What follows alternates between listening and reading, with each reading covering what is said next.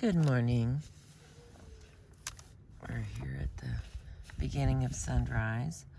I'm gonna finish up because, my memory was full because I shot a whole bunch of videos in the last few days.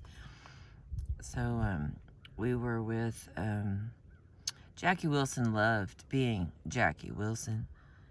During dinner, we'd be listening to more Jackie Wilson records. My Empty Arms, Alone at Last, before he'd invite me to the den to hear press testing of something he had just recorded, like Shake, Shake, Shake. When it was time to leave, he'd give me a copy of his latest album, autograph it up with all sorts of sweet sentiments, and send me on my way.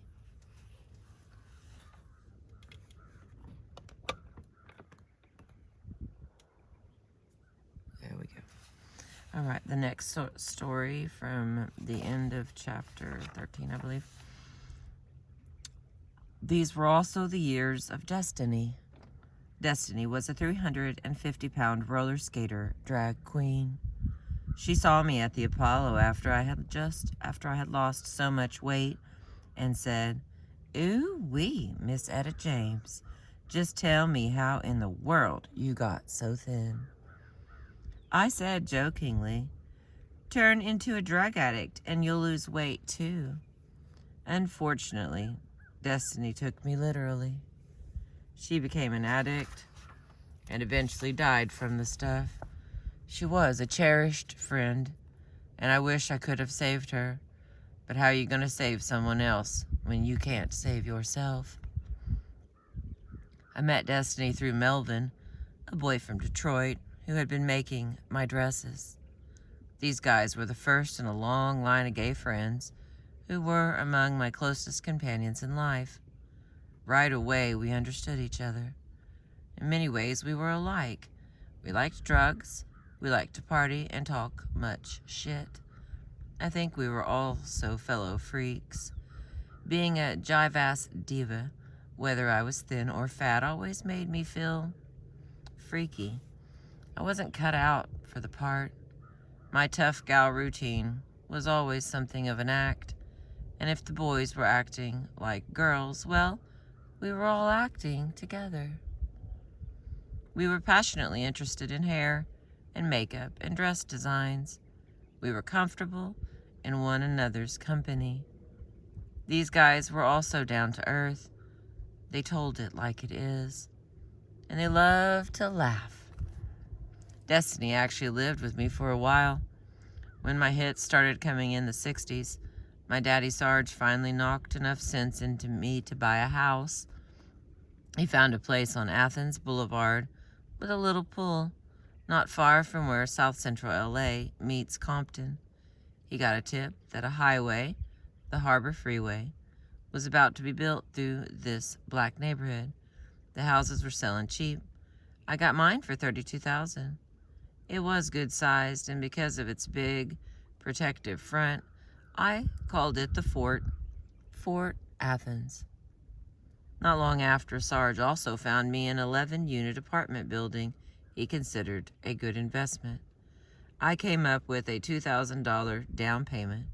We went into escrow and were about to close the deal when Dorothy went in, forged my signature, took out my down payment, and skipped town. A little while later, she tried the same trick with the fort, forging my signature, borrowing against the mortgage, trying to get money any way she could. Eventually, she screwed things up so bad that the house was about to be put up on the auction block. That's when Leonard Chess stepped in. Up in Chicago, he had heard about Dorothy's doings, and he got mad. "Etta," he said to me, "no matter what happens, you hold on to that house. Without a roof over your head, you are lost." Leonard knew I was scattered and scarcely able to take care of business. One day I was talking up the Muslims, and the next day I was riding around in the back of limousines shooting dope. Because he wanted to protect me, he stepped in, bought the fort, and put it in his organization's name. That way Dorothy couldn't touch it. People said I couldn't trust Leonard, but I did. It was at the fort, where Destiny loved to dress up. I had these two chihuahuas who were crazy about her.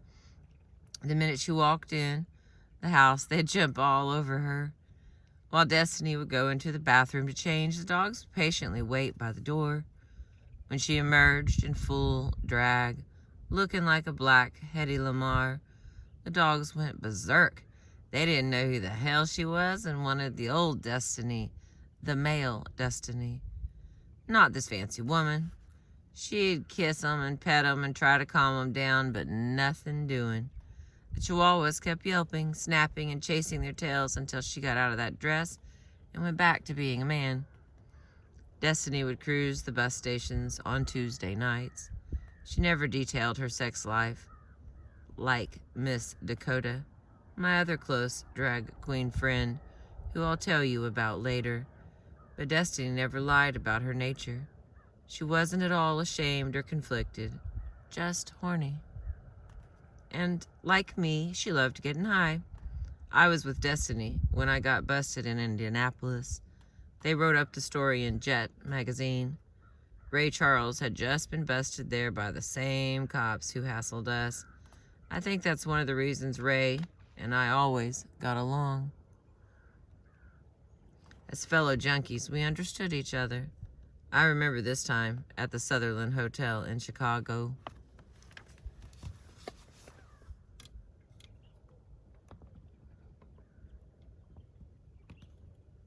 I heard the fish, saw the splash. All right, here we go. Here's her story. I was coming out of my room just when Ray was getting out of the elevator. I just watched him. Didn't say a word. Didn't want him to know I was there. Just wanted to watch him take his sharp little military turns as he hurried down the hallway, carefully counting his steps, feeling along the walls until he reached his room. "Ray Charles," I finally said. "Man, you something else." He snapped back with, "Hey, Etta, how you doing, baby?" Ray hadn't heard my voice in at least 2 years, but he recognized me like we'd been talking every day. He's that sharp. In Indianapolis, I was pretty dull. I didn't see it coming. We were in the motel where they found heroin. Esther Phillips was with us, but she claimed to be just passing through. Esther, bless her heart, was a junkie like us, but couldn't own up to it. They threw me and Destiny in the fish tank. John Lewis was able to bribe us out for $1,000, but on the stipulation that we spend some time in jail for cohabitation. In Indiana, a man and woman who aren't married couldn't stay together in a hotel. Jet magazine made it sound like me and Destiny were busted for prostitution. Destiny was understandably upset, and also funny. "Here I am," she said, "just as much woman as you, Miss Etta, and they're putting me in jail for being your man. Now, ain't that some bullshit?" All right. That's page 118 and the end of chapter 13. I'm going to keep going and see if we can get us through 15. I'm sorry, 14. It's not very many pages. It feels like Famous Last Words or something. Well, it's not that big. Okay, 14. Dear God, how did it come to this? And remember, I'm reading you Rage to Survive, Etta James, written with David Ritz. Dear God, how did it come to this? I was in Chicago, desperate for a fix. John Lewis was out of town. John Lewis always kept me, and his wife Artie, in dope. Above his fatherly advice, John did 2 things for me: supply me with heroin and get me gigs. And when I had to choose between the two, I'd put dope first. Any junkie would. And that's just what I'd become. Any junkie. There are people who can be cool with their habit. People who can keep it under control. People who might even live long lives while secretly tooting or shooting on special occasions. But such people are rare. Most addicts are like me. Gotta have it.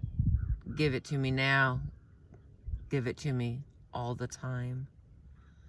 In the early 60s, I had a first-hand look at the ravages of heroin. 2 of my band members died of overdoses right in front of me. You'd think that would motivate me to clean up. You'd think wrong. On this particular cold Chicago afternoon, I was only thinking of finding a quick fix. For a junkie, there is no past, only the present need to cope.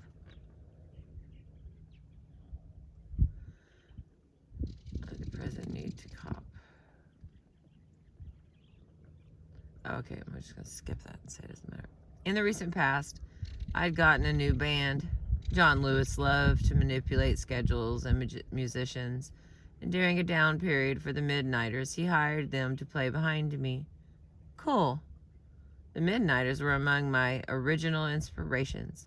Their sound was super tight, their musicianship first rate. They worked out of Atlanta, where they'd hooked up with a group of black school teachers, Borgie sisters, with nice pads who housed the guys when they weren't working. Mel Brown, famous for The Funky Onion, was on guitar. Killer Joe, my boyfriend at the time, was on drums. Jimmy Johnson played keyboards. Cat we called PPP, Pimpin' Pat Peterson from Pittsburgh, blew trumpet. Pat was going with Arlene, my traveling companion, who'd been tricked for him in Harlem on 126th Street from behind the Apollo. A wild country girl turned street. Arlene was crazy in love with Pat. Butch Navarro was on bass. Hang on just a second, I gotta get a sip of my coffee.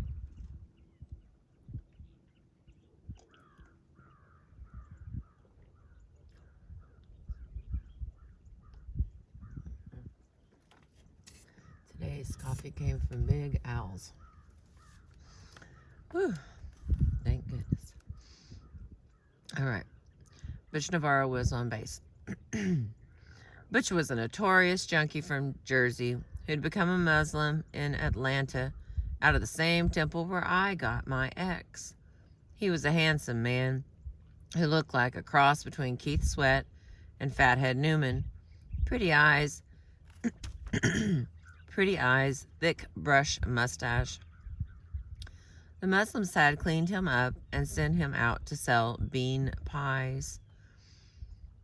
Bean pies. That is what it says. Bean pies. Huh. I have to look that up. I don't know if I've ever had a bean pie. They also convinced him to marry a loose sister from the temple who, when she was introduced to Butch, already had a baby in her stomach. When the baby was born, though, everyone was shocked because the child was mulatto. Not only was the sister loose, she had been loose with a white man, something the Muslims couldn't accept. Butch was so furious he whooped her. Didn't total her out, but he hurt her, and I'd later learned felt powerfully guilty about what he had done. The Midnighters band started out with me in California. We played the Hideaway on La Cienega and Adams, a hot joint in the 60s for raucous rhythm and blues. I was closing just as Aretha Franklin was opening. That was when Aretha was still on Columbia Records singing Running Out of Fools.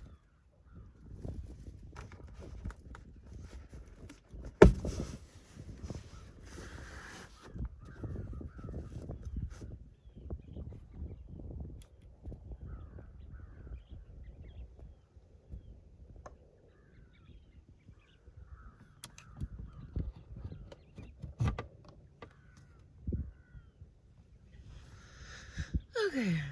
Way before her Respect Atlanta Records period, we were both staying at the Watkins Hotel on Western and Adams, a hangout for black entertainers who liked rubbing elbows at the Rubaiyat Room downstairs.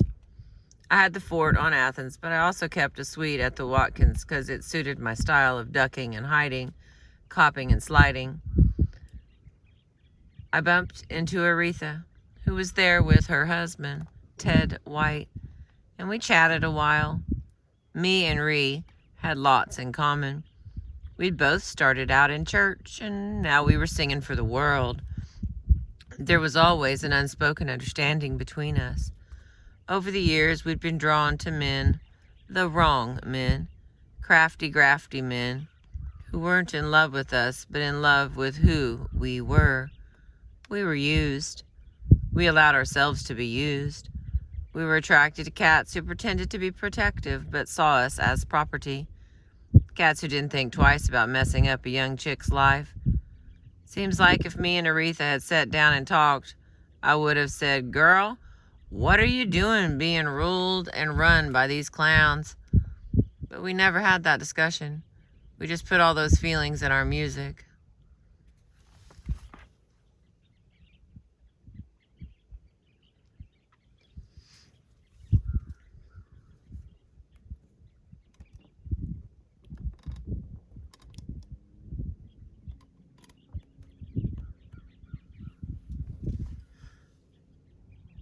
Okay, there we go.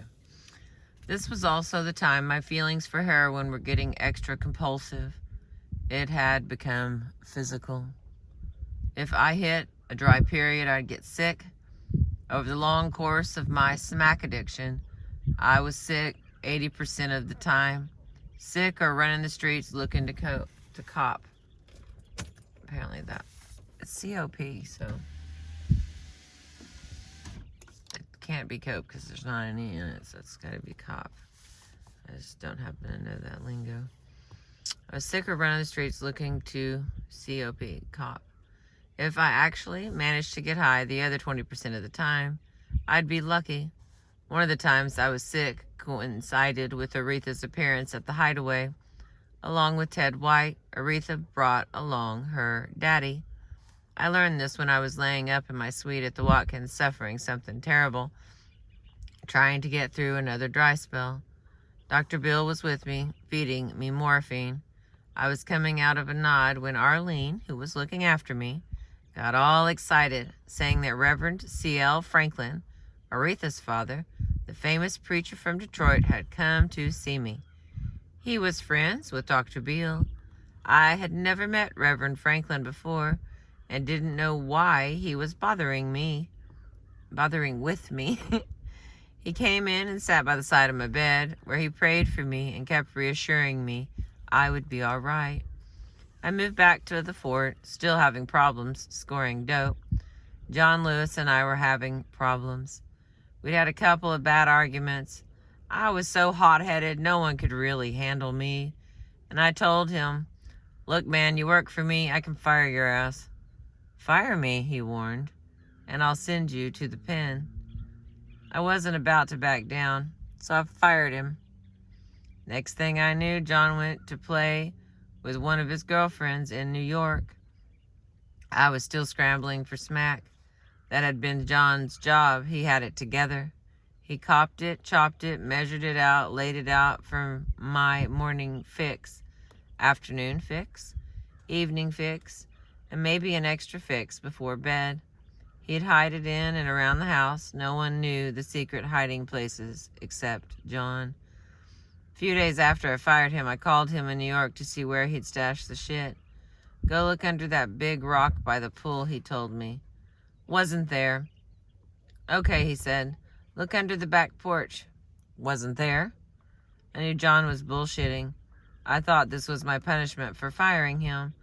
But the real punishment came the next day when I heard a loud knock on the door.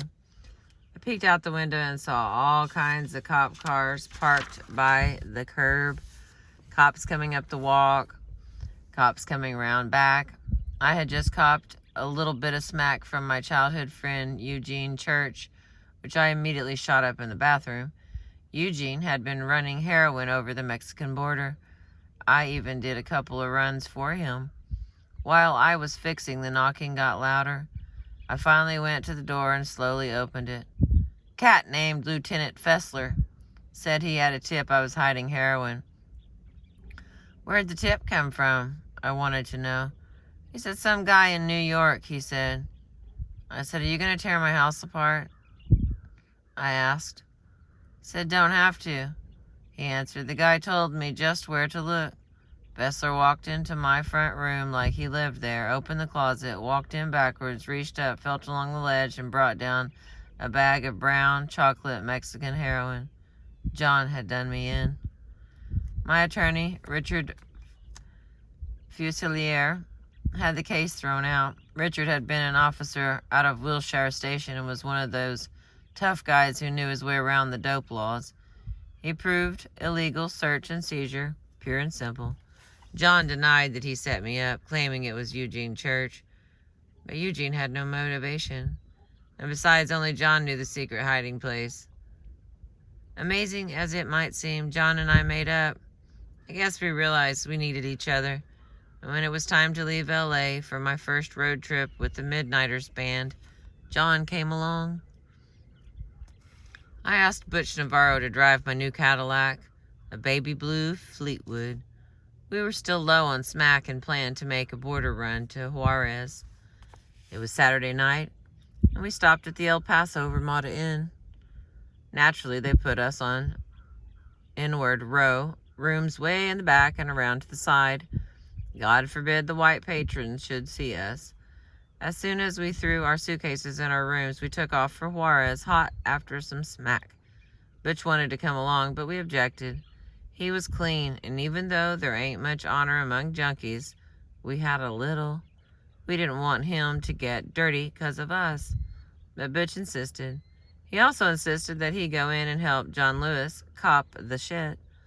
All right, fine. Just hurry up and do it. When they came out of this raggedy-ass house, they had a plastic bag filled with white, shiny stuff.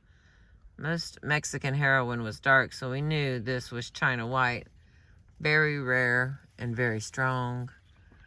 John stuck his long fingernail in the bag and snorted some up his nose. Good God, I said, he said, holding his eyes, y'all be careful. This is serious heroin.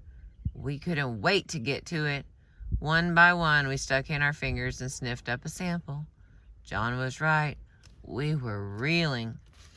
When we got back to my room, at the motel, John said, "I'm going to bed, but y'all better not mess with this shit. If you wind up at the bottom of the pool, I ain't pulling you out." With that, John was gone. Seconds later, we were fixin'. For my own part, I never let anyone else shoot me. I always got myself off. People hated getting high with me because I took so long, because of my great appetite for the drug. It didn't take me long to run out of veins. Eventually, I'd have to shoot in my feet or in the tiny vessels in the palms of my hands. I'd also shoot in my neck, my groin, and my forehead. Before it was over, there wasn't a vein in my body that hadn't been hit. Butch got caught up in the excitement over the China white. Out of the corner of my eye, I saw him fixing to shoot, and there was nothing I could do. I was in no position to give lectures on the dangers of heroin. I was high and wanted to get higher. I watched as Butch, clean for so long, stuck the needle in a vein in his hand. He pulled it out and started nodding. Seconds later, he keeled over. We got scared. "Butch, Butch," we started yelling. "Get up." Killer Joe picked him up and put him on the bed. I hit him across the face with a wet towel. I heard him say, "Oh God, oh no." I said, "This man has done OD'd. We gotta do something." I took little packets of salt from the kitchen and waffles dinner we'd been eating, diluted it in water, cooked it up, and shot him in the same hand he'd used before. His eyes opened. "Man, what you doing?" he wanted to know, reacting like a typical junkie who hates to be awoken out of a nod. By then, I saw he'd peed his pants and heard him pass gas. Not good signs. But I figured the worst was over. We urged him to go to the room he was sharing with John Lewis and try and sleep. Butch agreed, but said he had to go to the car first and find his shaving kit. By then the sun was shining. Sunday morning. When we looked out on the parking lot, in addition to us seeing folks on their way to church, we saw Butch nodding off into the trunk of my caddy. We ran out there, scared for him, and scared the white folks would call the cops and report some N-word stealing something out of the trunk. Finally, we got Butch up to John's room and left him there. By then, he seemed all right. He wasn't. When he got in bed, John said he started hollering for God to forgive him for kicking his Muslim wife's ass. Then his eyes snapped open. John gave him one of his vicious back slaps, the kind he used to wake us up in the morning, but Butch didn't move. I believe you just lost a bass player. That's how John put it when he came into my room. I freaked. While John scooped up all the drugs, I called the paramedics.